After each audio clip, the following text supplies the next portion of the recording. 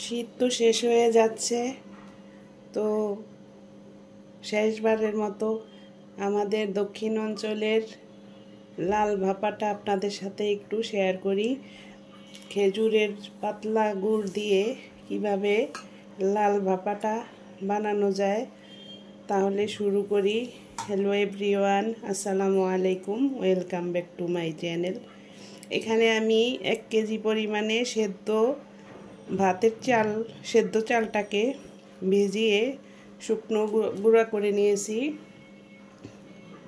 দেখতেই পাচ্ছেন কি সুন্দর ঝরঝরে গুঁড়া। এই ভাপা পিঠা সবসময় আপনারা ভাতের চাল দিয়েই করবেন, কারণ ভাতের চাল দিয়ে করলে হয় সুন্দর এবং সফট। তো এখানে আমি স্বাদমতো লবণ দিয়ে দিব।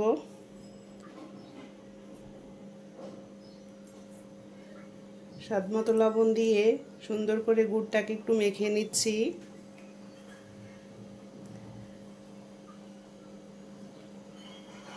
আমাদের দক্ষিণ অঞ্চলে এটাকে আবার দুপি পিঠাও বলে।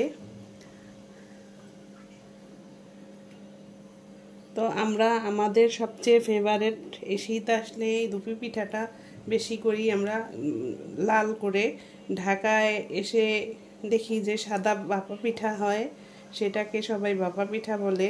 তো এখানে আমি পাতলা ঝোলা গুড় বলেন বা পাতলা খেজুরের গুড় বলেন, সেটা দিয়ে সুন্দর করে আমি গুঁড়িটাকে মাখিয়ে নিতেছি।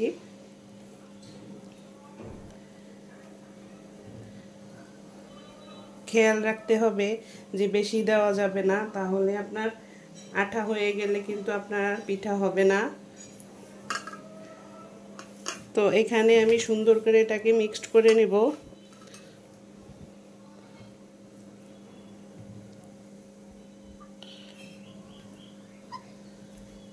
দেখুন কি সুন্দর লাল হয়ে গিয়েছে। এটা খেতে কিন্তু অনেক ভালো লাগে। অনেকেই পছন্দ করেন না, সাদাটা বেশি পছন্দ করেন, কিন্তু আমরা আবার এটাকে বেশি পছন্দ করি।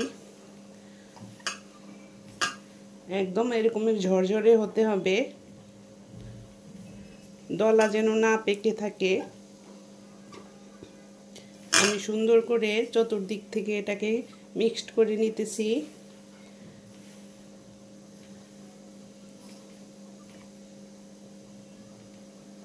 দেখতেই পাচ্ছেন এর কালারটা কত সুন্দর হয়েছে। একদম মিষ্টিটাও একদম পারফেক্ট হবে।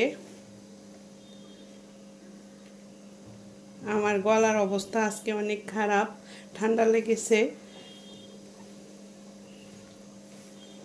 2024 সালটাও আমার জন্য অনেক খারাপ ছিল।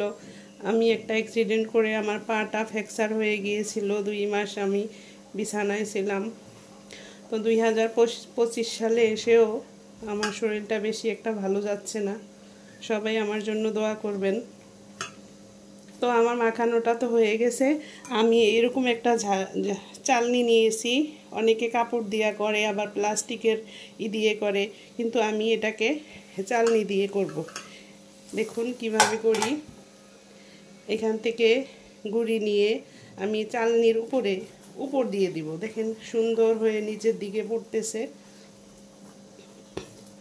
অনেক খোঁজাখুঁজি হয়, আবার আঠা লেগে থাকে প্লাস্টিকের চালনি দিয়ে করলে। তো সেখানে আমার আর প্লাস্টিক দিয়ে করার কোনো প্রয়োজন নেই। দেখুন কত সুন্দর একদম মিহি ঝরঝরে হয়েছে। দেখুন আমার চালাটা তো হয়ে গিয়েছে, একদম কত সুন্দর ঝরঝরে হয়েছে। এখন আমি এর সাথে একটা নারিকেল করে আগের থেকে কুড়িয়ে রেখেছিলাম, তো নারিকেল কোরানোটা একসঙ্গে করে মিক্সড করে নিব। আপনারা এখানে চাইলে একটু টুটি ফুটি দিতে পারেন বা একটু বাদাম দিতে পারেন, আপনাদের পছন্দ অনুযায়ী দিতে পারেন। তো আমার কাছে এগুলা ছিল না, সাধারণত যা ছিল তাই দিয়ে আমি পিঠাটা তৈরি করে নিচ্ছি। তা আমি সুন্দর করে এটার সাথে নারিকেলগুলাকে মিক্সড করে নিচ্ছি। তো অবশ্যই কমেন্টে জানাবেন কোন কোন জেলায় এভাবে করে ভাপা পিঠা বানায় বা দুপি পিঠা বানায়। তো আজকে আমি এই লাল দুপি পিঠাটা বানিয়ে নিতেছি। তো সাথেই থাকুন, দেখুন আমি কিভাবে এটাকে তৈরি করি। তো এখন আমি চুলায় চলে যাব এটাকে ভাপ দেওয়ার জন্য। চলুন তাহলে।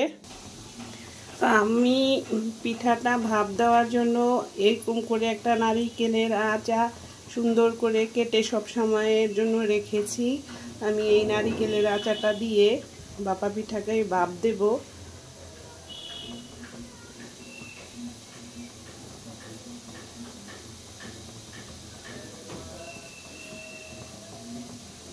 একটু চেপে চেপে দিবেন।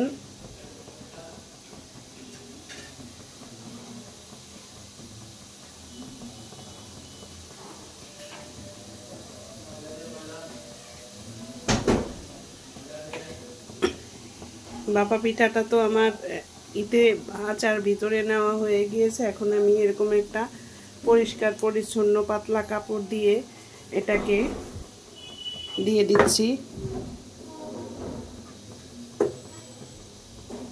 দেখুন মাশাআল্লাহ, এমনিতেই কত সুন্দর ইয়ামি লাগতেছে। এটাকে আমি 10 মিনিটের জন্য ভাপ দেব, তাহলে ভিতরে আমার কাঁচা থাকবে না, সুন্দর ভিতরটা সুন্দর হয়ে সেদ্ধ হয়ে যাবে।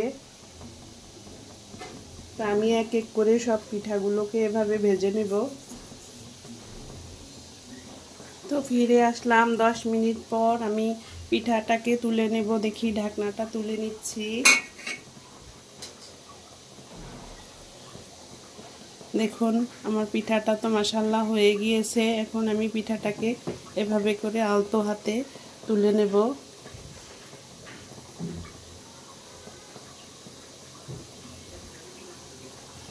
বলুন তো কিউট না? দেখছেন কি সুন্দর সফট, ধরা যাচ্ছে না, গরমে ধোঁয়া উঠতেছে। তো এক এক করে আমি সব পিঠাগুলোকে দিয়ে দিব। এখানে আমি আরও একটা পিঠা আপনাদের সুবিধার জন্য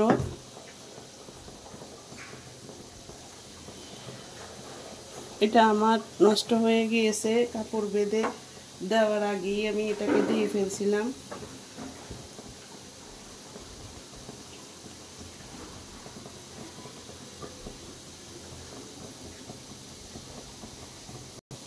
তো আমি এভাবে করে কাপড়টা আটকে নিতে হবে। দেখতেই পেয়েছিলেন আগে আমি কাপড়টাকে দিয়েছিলাম, সেজন্য ভাপা পিঠাটা আমার ছুটে গিয়েছে। তো সমস্যা ছিল না, সেটাকে আমি আবার ওই কাপড়টা সহ তুলে নিয়েছি।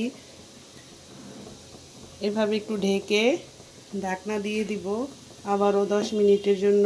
তো এক এক করে আমি সব পিঠাগুলো ভেজে আপনাদের সাথে শেয়ার করব।